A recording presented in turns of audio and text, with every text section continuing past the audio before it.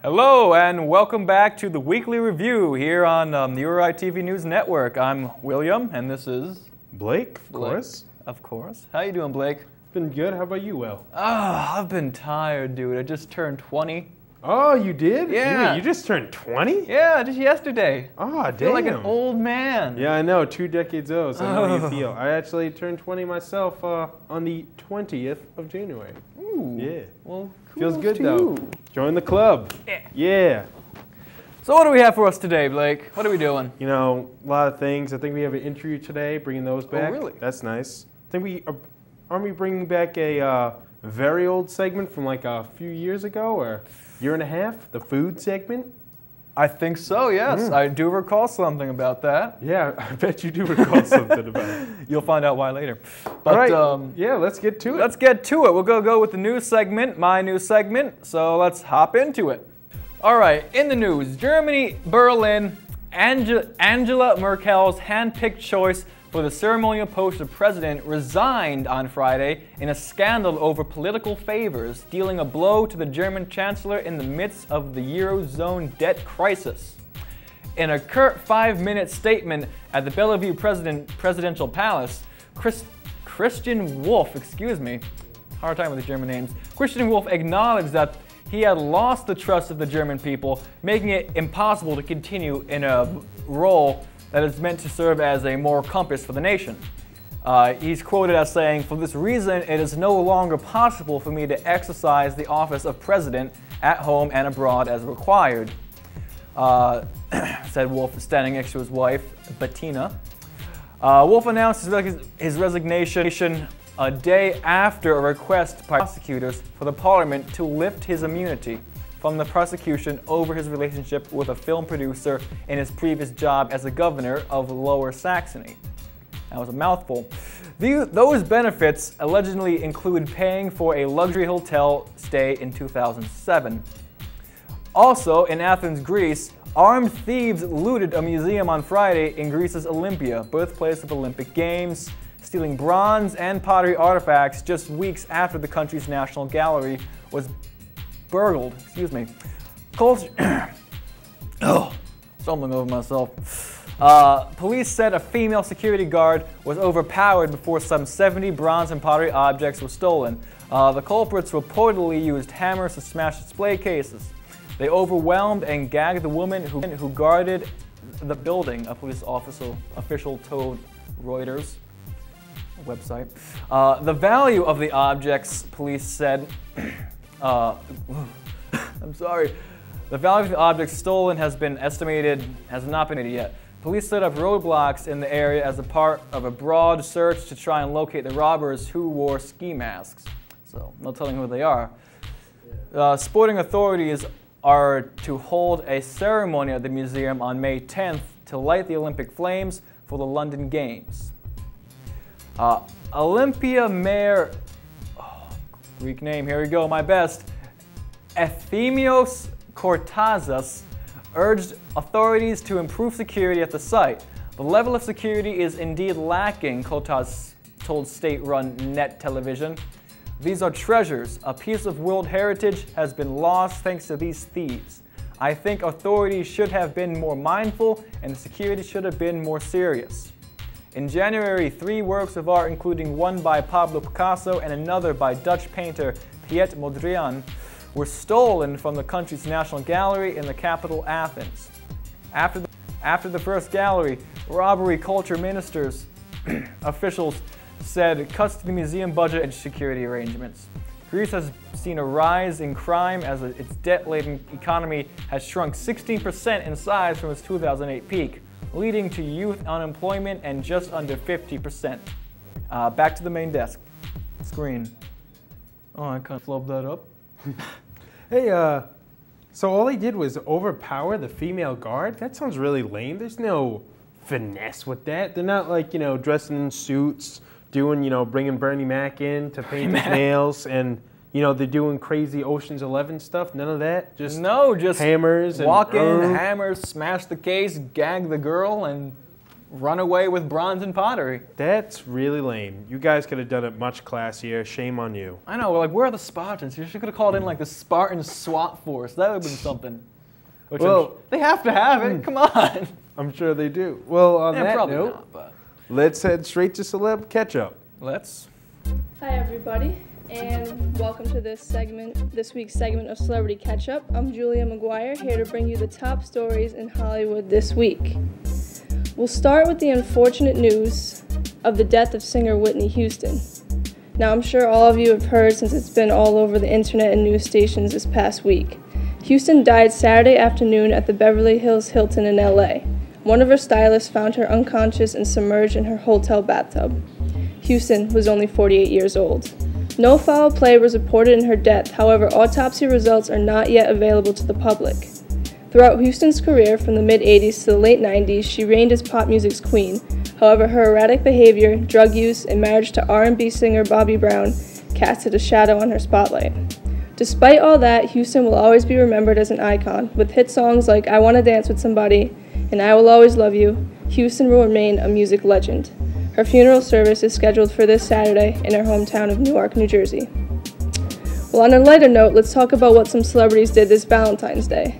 Zac Efron and Lily Collins, daughter of rock star Phil Collins, were seen dining at Soho House in West Hollywood for a romantic Valentine's dinner. Josh Duhamel and Fergie was another couple seen on dining Tuesday night. The pair was seen having dinner at Mulholland Grill with some friends. Taylor Swift, however, was single this Valentine's Day, and surprisingly, she didn't mind. In fact, in an interview with Access Hollywood, she admitted that it felt pretty good to not be weighed down by a relationship. On the downside, though, no signature T-Swift love songs for a while. On the music scene, Adele says she's taking some time off to focus more on her personal life. But how much time will she be taking exactly? Try 4 or 5 years. Yikes, I don't know if us Adele fans will be able to handle that one. With the time off, she plans to focus on her relationship and write a happy album this time, she said. But for the girl who just won 6 Grammys, will she really be gone that long? Well, at least it's a good thing Beyonce will be coming back strong with new music. After taking some time off after the birth of her daughter Blue Ivy, Beyonce says she released not only 1, but 2 new albums this year. Clearly, motherhood can't even stop her from doing what she does best. Now, a recap of the Grammys last Sunday. Adele clearly stole the show, winning all 6 categories for which she was nominated. Taylor Swift won 2 Grammys, both for her song Mean. Chris Brown won the Best R&B Album, and Bon Iver won for Best New Artist. Well, that about wraps it up. Thanks for tuning in this week. I'm Julia McGuire, and can't wait to see you next week. Thanks, Julie. I know what you're thinking. You're thinking, what the hell kind of name is Blue Ivy? Yes. Exactly what I'm thinking. What, like, I'm all for unique names, don't get me wrong. Yeah, exactly. But don't verge on the ridiculous. That is just... If you're going to pick, like, a sick name, pick something cooler than just Blue Ivy. It's not my cup of tea. Yeah, I'm sure. I'm not feeling it. I'm sure Beyonce loves it. I mean, maybe they're going to, like, call her B.I. for short or something. B.I. Knowles? Yeah, hey. Or Bi or Bic? B. Or something. B.I.K.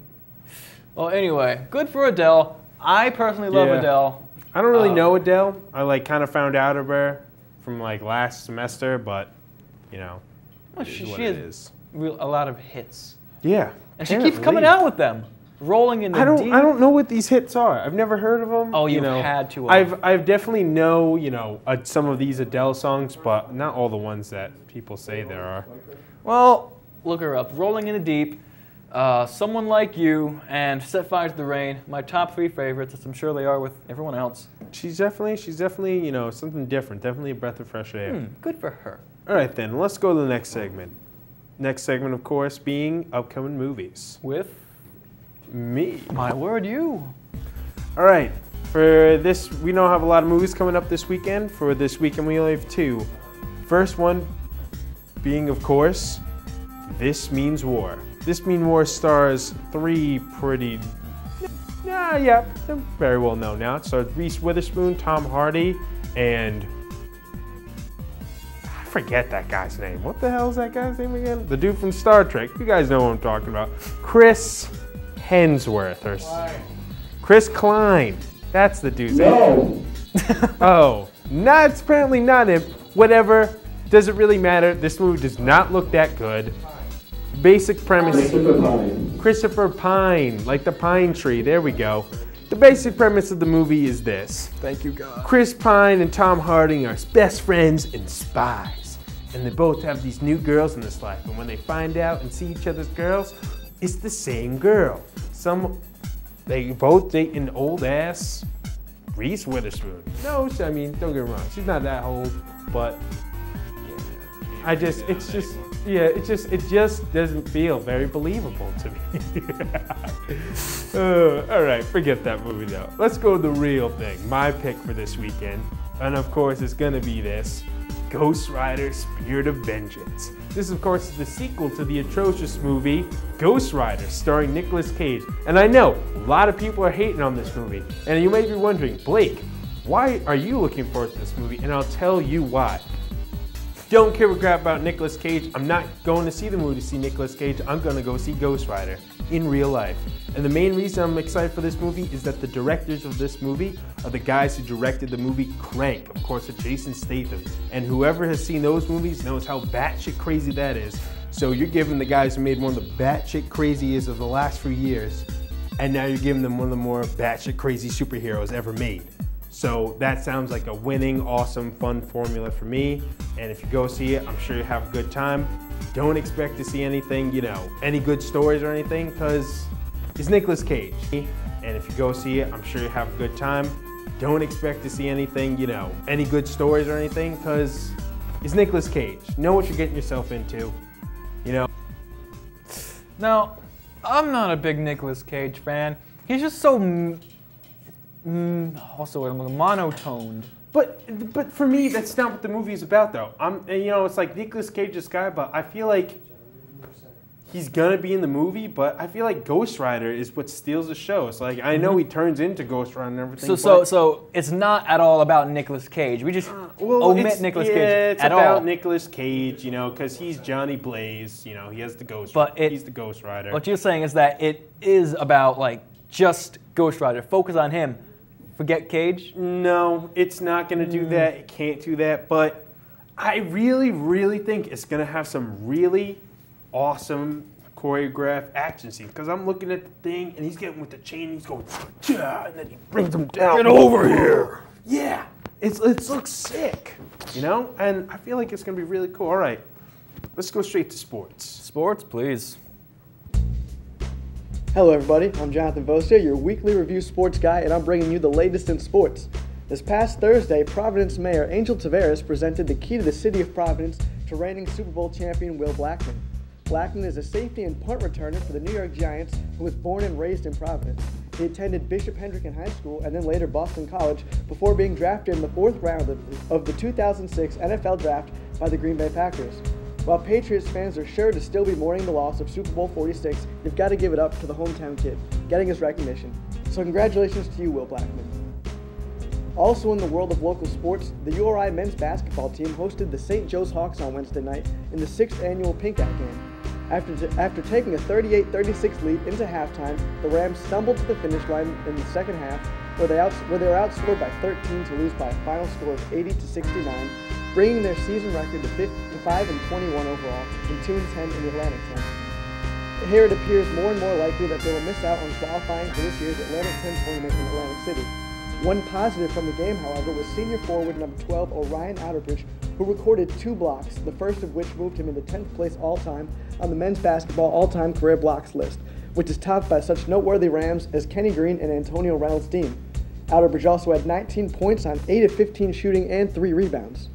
Now, before I conclude my segment today, there is one topic I have to touch upon, and that's NBA sensation Jeremy Lin. With his popularity skyrocketing as the result of spectacular all-around play since being granted the starting point guard spot on the Knicks, everyone is fascinated by the Harvard grad turned NBA star.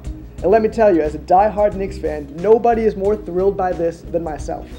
Lin's biggest performance these past 2 weeks was not against the Lakers on national TV, where he scored a career-high 38 points in dramatic fashion, nor was it his game-winning 3 against the Raptors with 0.5 seconds left on the clock on Valentine's Day.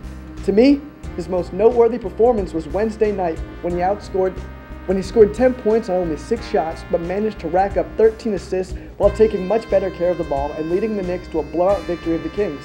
It showed that Lin can thrive not just as a scorer, but as a facilitator, that he does not just need to take a high volume of shots to be effective.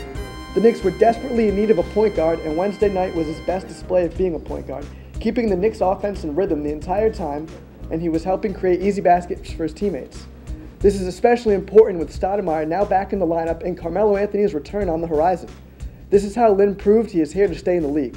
While his scoring totals may fluctuate, it's his ability as a distributor that keeps him in the league and proves him a valuable commodity, and that is exactly what the Knicks need.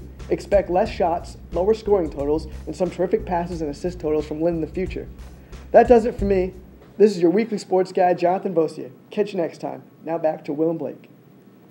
More like just back to Will. I'm gonna go right to Blake. Thank you a bunch, Jonathan. Unfortunately, I don't know a lot about sports. That's why I'm the sports guy. But I did hear about a Jeremy Lin guy from hearsay. I don't know, but good for him. He finally got in the game. He's doing a whole lot of sensational things. My heart goes out to him. We're gonna go right over to Blake and Chris with movie segment reviews. So this was an interesting week. I'm not gonna lie. I started out with a very unconventional film as the artist. It's a black and white silent film that was made in 2011, excuse me. Made for a 2011 audience. It's very funny, very witty, and it gets your attention where you wouldn't think a silent black and white film would be able to do in today's standards. Really? The guy will win Best Actor, there's no doubt about it. I don't think anyone's really going to give him his attention, and it's got a chance to win Best Picture. I think it is going to win Best Picture. I haven't seen it yet. Will you see it again? I would. Yay! Hell yeah. However, I don't want to talk about that. You want to talk about seeing again? No, I want to talk about a movie you want to talk about we saw? Oh, no. We went to the future and then came back to the past to give you this review is what happened. We are time travelers, son. Hell yeah. We went in the, the phone booth, Doctor Who style. The police box. Whatever. Yeah. It looks like a phone booth. But anyways, what movie did we see? 21 Jump Street. This is, of course, the... not really remake, but the retelling. It's sequel-ish. It's a TV show turned old TV show turned movie. It's got Jonah Hill. It's got Channing Tatum in an action comedy, and it's 10 times better than you think it's gonna make. Like you go into like that's exactly what you go and think, but it's hilarious. Every minute of this, like every scene, I laughed at least once. I mean, and the best part is that if you've seen the trailer, they don't give away that many funny stuff at all. There's way more funny stuff than there is in the movie. But word of warning: watch out for those TV promos because they probably are gonna add a lot more stuff. I agree. So basically, everything so far in the trailers sums up the very beginning of the film. Then goes right into the fun part. And this movie knows exactly what it is. It knows it's a rebooted rethink of a TV show. And it even says that at one point where it's like, yeah, we got really lazy, so we're just gonna rehash this old program. And then you got Ice Cube being sick as the black police guy. Angry police guy. Chief. Man, it has a very good cast. A lot of guys who you will recognize, but might not necessarily know. The guy who did POW from what do you call Step Brothers? That dude's in it. As well as Brie Larson, who plays Envy in Scott Pilgrim vs. the World. And if you think that one kind of douchey high school kid that they sort of hang around with, it looks familiar, that's because it's James Franco's brother. Younger brother, representing. Yeah. This movie is, it's fun. You won't regret seeing it because the whole audience was laughing at it. Oh yeah. Great audience we saw it with. And it's, honestly, it's a great film and probably, maybe one of the best cameos ever. Oh. Ever. That's all we got for you. But enough of this. I'm done talking to you. We're gonna go right to Will English and his special segment. Good evening, ladies and gentlemen. I do hope you're having a fine day today with all your jams and jellies and floggy dodgers, if you know what I mean. Today on The Invasion, I have something of terrible importance to tell you. And no, it is not that my American cousin Billy is coming back. We keep him locked away. Anywho, I have developed a theory, my children, and a damn good one at that, full of facts and good old English imagination. I believe that modern cosmetics and medicine are helping to degenerate the human genome. Let us go on an adventure, my friends. Flashback to times before modern heavy-duty makeup and modern medicine/drugs. Something that you may prove very difficult for you silly, willy, ridiculous, dunder-headed, ninny bootlickers from America. Back on topic. People back then chose mates based on preferred physical as well as mental traits. So those of a sickly nature who possessed undesirable features would not mate and therefore not pass down their undesirable trait, thus advancing the human species as a whole. An imbecile, that means that no one would have sex with the stupid and ugly people and not make ugly, stupid babies. Today, we have makeup and surgery to hide and mask undesirable traits and medicine to unnaturally boost a person's physical well-being. While surely medicine in general is a good thing, it has the potential to fool people into believing one has better traits than they actually have. For example, a naturally sick and feeble person taking supplements to boost their immune system, which enable people to be able to pass down their undesirable traits. That means little leukemia Larry or sickle cell Sally can make a venerable cocktail of drugs to make themselves appear to be healthy, do the horizontal bop and shoot out hell spawn that also possess their parents' debilitating and horrid illnesses. The same applies for your average fugly Phil and butterface Betty. Therefore, it is my theory that because of these modern cosmetics and medicines, that humans will, very, very slowly and minutely, of course, begin to degrade themselves genetically. What is there to say, ladies and gents? The way things are going, we are all, as a race, worse off. The only thing we can look forward to is that we will all surely die of old age or any otherwise terrible and painful means. Have a wonderful day, my dears. All right, now we have a real special treat for you. We're going to have an interview with Mark. That's it, Mark. And basically what he's going to be talking about is the brand new music show that's starting up here on URI TV, and it's going to just explore all the sick music that people are doing around the school and campus, and it'll let the people know what's going on and promote all these great music that people should be listening to. Everybody, I'm back, and I'm with Mark Russo. He's a student here at URI, and he is hosting. Everybody, I'm back, and I'm with Mark Russo. He's a student here at URI, and he is hosting, or will be running this Rhythm, like she said. Roadie Rhythm is a show that showcases talent of URI students, students in the Kingston area, and basically anyone who really wants to be on the show to showcase their musical ability. We're looking for people in bands, we're looking for people like rappers or percussionists, or even if you're a music student or showcase music students' works.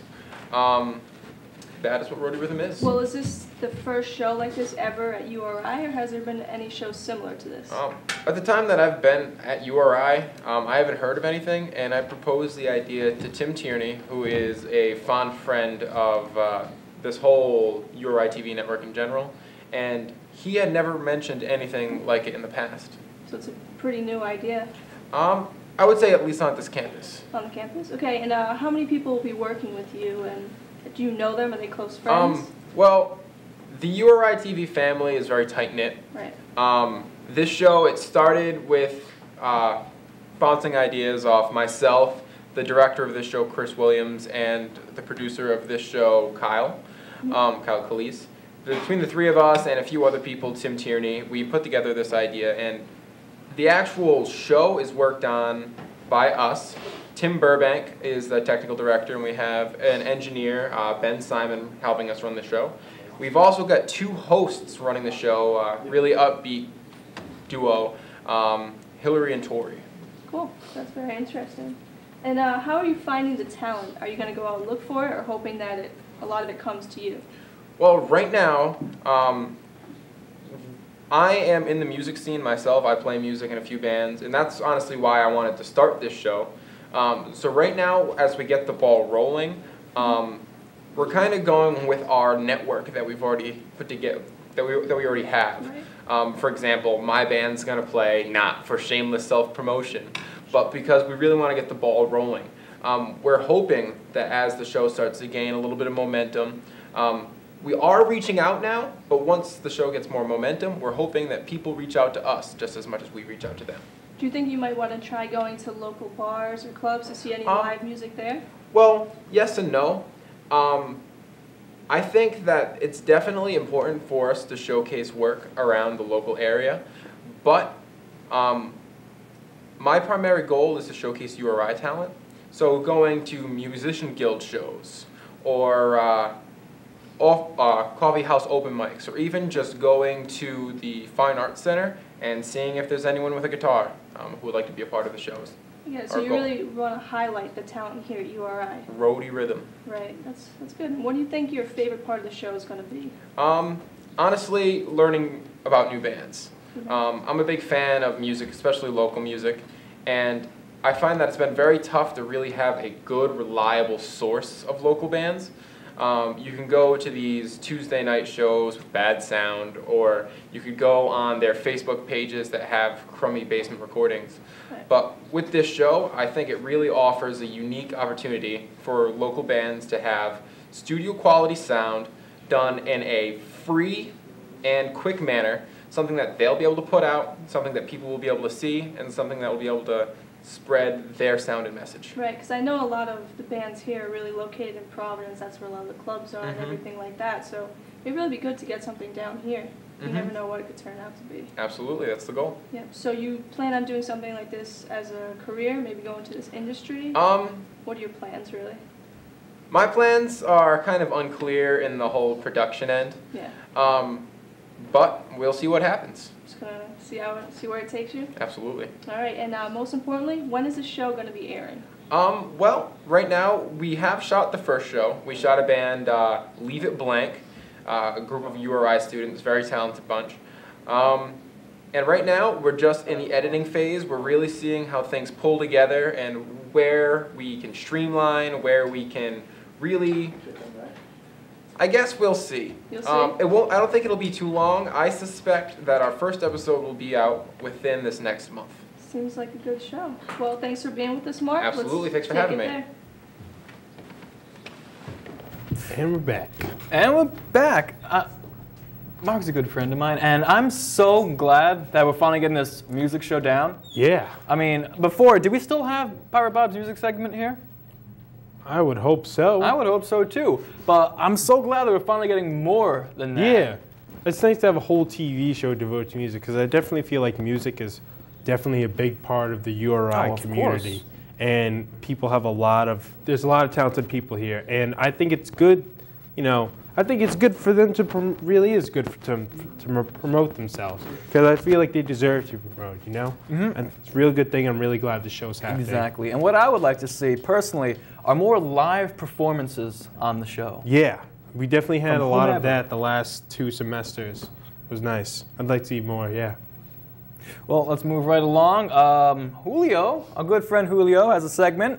It's not about anime, I don't think. Let's see what it is.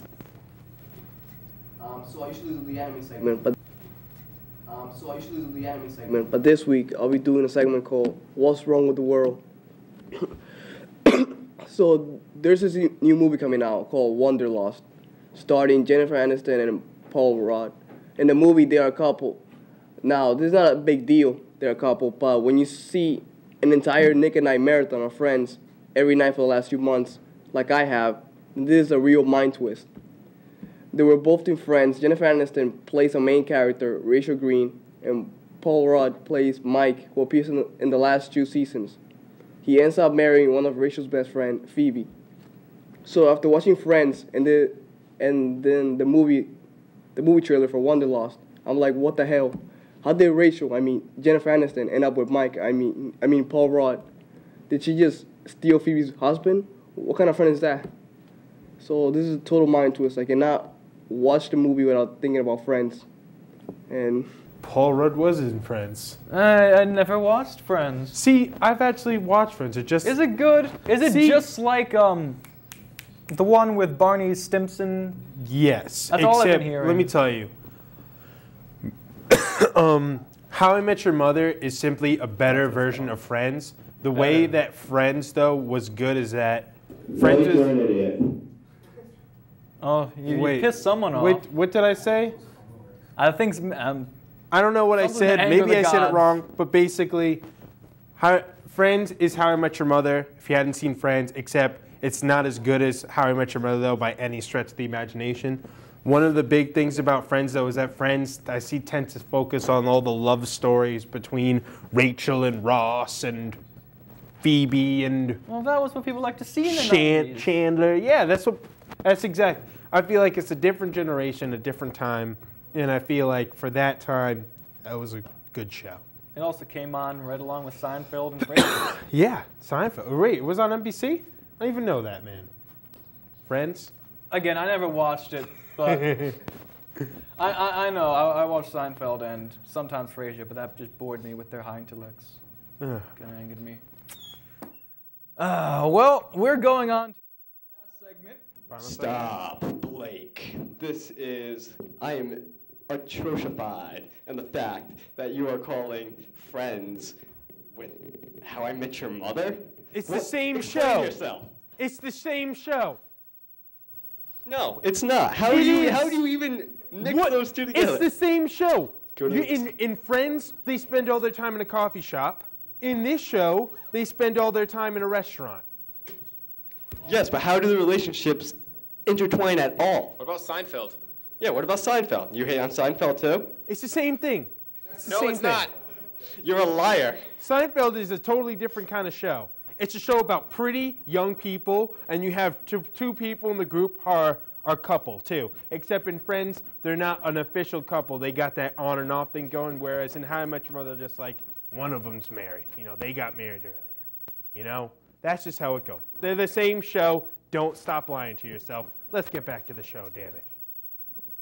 I got out of there as fast as I possibly could. Once God starts talking, you don't talk back. Anyway, okay, people. I got out of there as fast as I possibly could. Once God starts talking, you don't talk back. Anyway, okay, people. This is a new segment about food. Now, food should appeal to you all right now because odds are, if you're watching this show, you're high off your crack cocaine or whatever and hungry as holy hell. So get your stomachs ready and loosen your belts because you're about to talk about food. Today on Food, I'm going to teach you how to make eggs in a basket. It's also known as a dead-eyed dick, as well as many other names that I don't freaking know, so too bad, so sad. Anyway, good news is that it is really easy to freaking make. All you viewers at home, all you have to do is grab an egg, a slice of bread, some delicious, tasty butter, and a frying pan, and probably a stove or a hot plate or something. I would demonstrate for you here on the show, but I lack a stove and don't terribly like you much anyway. Now, first step, butter your bread. Trust me, it's real easy. Buttering your bread is like losing your virginity. Quick, easy, and you're proud of yourself afterwards, while others say it's about frickin' time. Once you got your bread nice and buttered, you have to cut a hole in it, right in the middle. Now, cutting this hole is really frickin' easy too, just like losing your virginity. Just stick your knife right into that buttery bread. Pull it back and forth in a sawing motion. Not too rough, or you destroy the bread, and it'll leave you for a better, bigger knife. Unless your bread likes being torn to shreds, in which case, wreck that thing, and you don't need me to tell you that. Anyway, go back and forth in a circular motion until you have a nice hole in your bread. By now, you should have heated your pan to about mid-temp, and all you have to do is throw your bread onto the pan. But we're not done yet! Right as you put your bread down, you have to take that egg that I mentioned and bust it right into the freaking hole you made. Just crack the egg, work it a bit, and dump it right into your bread's hole. Now, just wait for the underside of the egg to cook, as it has to create a seal, you see. A seal on the other side, or else when you flip it and sneak a peek at its other side, you're going to create a huge freaking mess.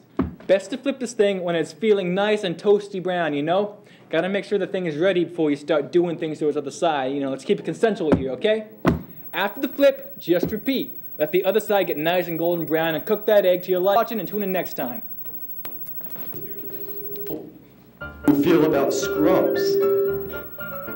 Well, that was amazingly entertaining. And now I know how to make a delicious snake in a basket, egg in a basket, hole in one, eggs and toast, whatever the hell you want to call it, that awesome thing that V made in V for Vendetta. That's where I know it too. It's so sick. We are taking TV advice from a man who watches cartoons. Yes, a man who watches cartoons. Because I'm trying to see what TV is like in time. I'm not going to just stay stuck in my time like you are.